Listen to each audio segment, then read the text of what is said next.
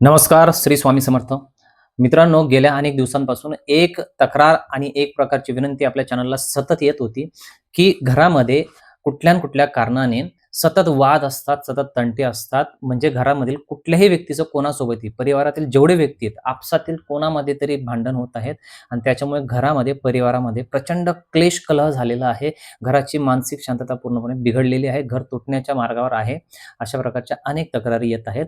तर याच बाबतीत मी आज तुमच्या सोबत बोलणार आहे आणि याच्यावर तुम्हाला अतिशय चमत्कारिक असा उपाय सांगणार आहे. तो उपाय काय आहे तुम्हाला त्यासाठी पूर्ण व्हिडिओ ऐकावा लागणार आहे. सगळ्यात प्रथम मी सांगतो, की बघा तुमच्या घरामध्ये जर अशा कुठल्याही प्रकारचे कलह असतील परिवारामध्ये, कारण काही असू द्या आणि वाद कोणामध्येही असू द्या. पण याची काही प्रमुख कारणं मी तुम्हाला सांगतो, की याच्यामागे एक तर सगळ्यात मोठं कारण असतं, जे 100% कंपल्सरी प्रत्येक घरात असतं. ते म्हणजे पितृदोष असतो. दुसरं कारण याला असू शकतो तुमच्या घरामध्ये असणारा वास्तुदोष आणि तिसरी जी शक्यता आहे, तिसरं कारण जे आहे त्याला मी शक्यता म्हणतोय. कारण पहिली जी 2 कारणं सांगितली, पितृदोष आणि वास्तुदोष, हे कमी अधिक प्रमाणात प्रत्येक घरात असतात. आणि तिसरं जे कारण आहे ती शक्यता, म्हणजे ती प्रत्येकाच्या बाबतीत असेलच असं नाही. ते म्हणजे की नकारात्मक बाधेचा प्रभाव.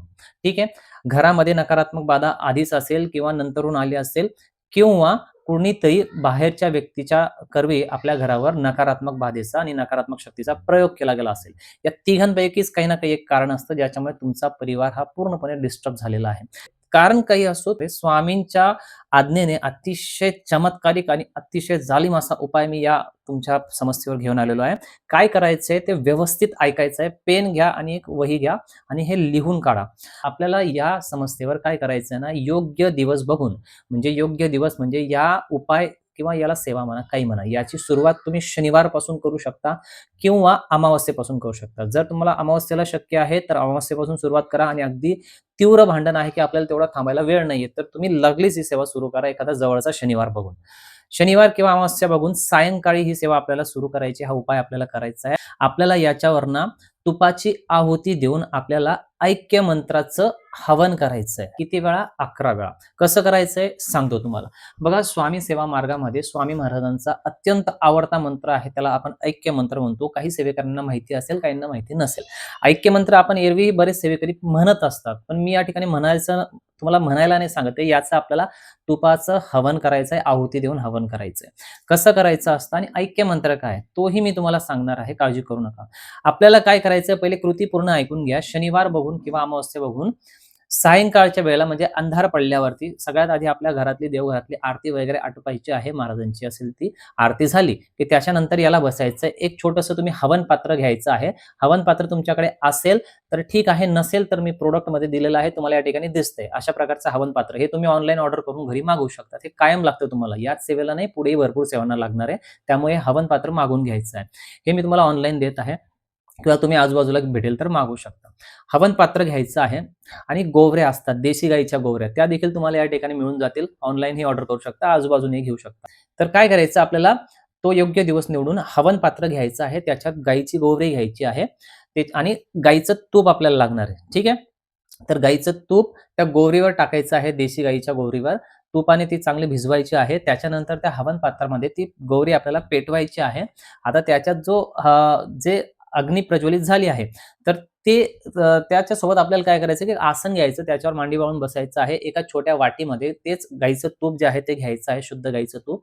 एक छोटी पळी घ्या किंवा चम्मच घ्या सोबत. ठीक आहे. आणि काय करायचंय, तुम्हाला 11 वेळा आपला ऐक्य मंत्र पठण करायचा. ऐक्य मंत्र काय आहे, तर मी तुम्हाला या व्हिडिओच्या डिस्क्रिप्शन बॉक्समध्ये ऐक्य मंत्र दिलेला आहे. तो तुम्ही कॉपी पेस्ट करू शकता किंवा लिहून घेऊ शकता. 11 वेळा तुम्हाला हा ऐक्य मंत्र बोलायचा आहे तोंडाने.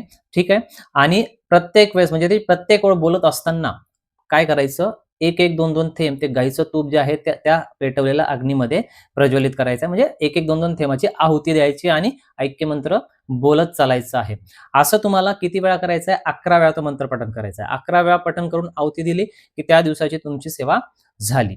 ठीक आहे. त्याच्यानंतर काय करायचंय, आता ही अशी सेवा आपल्याला किती करायची आणि किती दिवस करायची? ही ऐक्य मंत्राची सेवा तुम्हाला सलग 21 दिवस करायची आहे. पूर्ण 21 दिवस अखंड करायचे, मध्ये एकही दिवस गॅप पाडायचा नाहीये. ठीक आहे. गॅप पडला तर कदाचित वाद आणखी तीव्र होऊ शकतात. म्हणून ही सेवा 21 दिवस तुम्ही अखंड करायची आहे. दररोज सायंकाळीच करायची आहे. स्वामींची आरती झाल्यानंतर करायची आहे. आणि ही सेवा करताना एक गोष्ट लक्षात घ्या, मी आवर्जून सांगतो, की ही सेवा तुमची तेव्हाच इफेक्टिव्ह किंवा याचा परिणाम तुम्हाला एकाच शर्तीवर दिसणार आहे. एक अट आहे. याच्यासोबत तुम्हाला स्वामी महाराजांची नित्य सेवा ही सुरू करायची आहे, सुरू ठेवायची आहे. असेल आधीच तर ती सुरू ठेवा. नसेल ज्यांची तर त्यांना आधी नित्य सेवा त्यांनी सुरू करायची आहे त्याच दिवसापासून. नित्य सेवा म्हणजे काय असते? महाराजांचे 3 अध्याय स्वामी चरित्र सारामृत याचे क्रमशः वाचायचे. आज 1, 2, 3 अध्याय वाचले, उद्या 3, 4, 4, 5, 6 वाचायचे. असे पुढचे 3 दररोज 3-3 अध्याय वाचायचे. 3 अध्याय आजचे वाचून झाले की 11 माळा श्री स्वामी समर्थ जाप करायचा. याला नित्य सेवा म्हणतात. ही नित्य सेवा जर तुम्ही करताय आणि त्याच्यासोबत ही आपली जी आहुती आहे ऐक्य मंत्राची, ही सेवा घरात राबवा. 21 दिवसानंतर तुमच्या घरात कुठल्याही प्रकारचे वाद असतील ते स्वामींच्या कृपेने चमत्कारिकरित्या सगळे संपुष्टात येतील आणि घरामध्ये एक आनंदाचं, उत्साहाचं आणि एकोप्याचं वातावरण पुन्हा निर्माण होईल. तुमच्या घरात या वादांमुळे जो व्यक्ती जाणारा असेल तो वाचून जाईल हे लक्षात घ्या. तुमचं घर वाचेल आणि तुमचा जाणारा व्यक्ती देखील वाचेल. तर आपलं आयुष्य उद्ध्वस्त होऊ देऊ नका. स्वामी महाराजांनी आपल्याला आज्ञा दिलेली आहे, आपल्याला सेवा दिलेली आहे. या सेवेवर विश्वास ठेवा. स्वामींचं नाव घेऊन स्वामींची नित्य सेवा करून सेवा रुजू करा. हा उपाय रुजू करा. 21 दिवस अखंड आणि आपल्या घराला, परिवाराला वाचवा मित्रांनो. ठीक आहे. तुम्हाला आजचा व्हिडिओ कसा वाटला मला सांगा. व्हिडिओ आवडला आहे, तुमच्या आवडीचा आणि तुमच्यासाठी अत्यंत महत्त्वाचा विषय आहे, म्हणून या व्हिडिओला लाईक करा. जास्तीत जास्त गरजू लोकांपर्यंत शेअर करा. काही समस्या असतील तर मला कमेंट बॉक्समध्ये तुम्ही विचारू शकता. ठीक आहे. भेटूयात पुढच्या व्हिडिओमध्ये. तोपर्यंत काळजी घ्या आणि स्वामी सेवा करत राहा. श्री स्वामी समर्थ.